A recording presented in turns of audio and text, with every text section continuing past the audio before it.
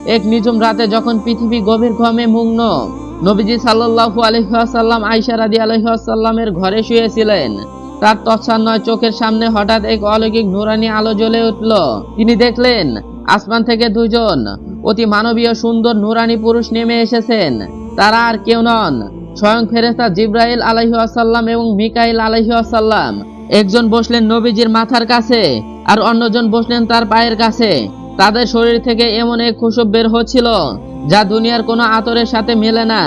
নবীজি সাল্লাল্লাহু আলাইহি ওয়াসাল্লাম তখন এক ঘোরের মধ্যে তিনি শুনতে পেলেন ফেরেশতারা নিজেদের মধ্যে কথা বলছেন।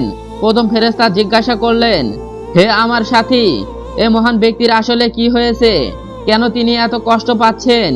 দ্বিতীয় ফেরেশতা শান্ত অথচ গম্ভীর সুরে উত্তর দিলেন, তার উপর তীব্র করা হয়েছে, অর্থাৎ তাকে জাদু করা হয়েছে। প্রথম ফেরেশতা আবার প্রশ্ন করলেন, কে এই জঘন্য কাজ করেছে? কার এত বড় দুঃসাহস যে আল্লাহর প্রিয় হাবিবের ওপর হাত বাড়ালো? দ্বিতীয় ফেরেশতা বললেন, ইহুদিদের মিত্র লবিদ বিন আসম, এ কালো জাদুর মূল কারিগর। সে অত্যন্ত শক্তিশালী কুফরি মন্ত্র দিয়ে এই ষড়যন্ত্র জাল বুনেছে।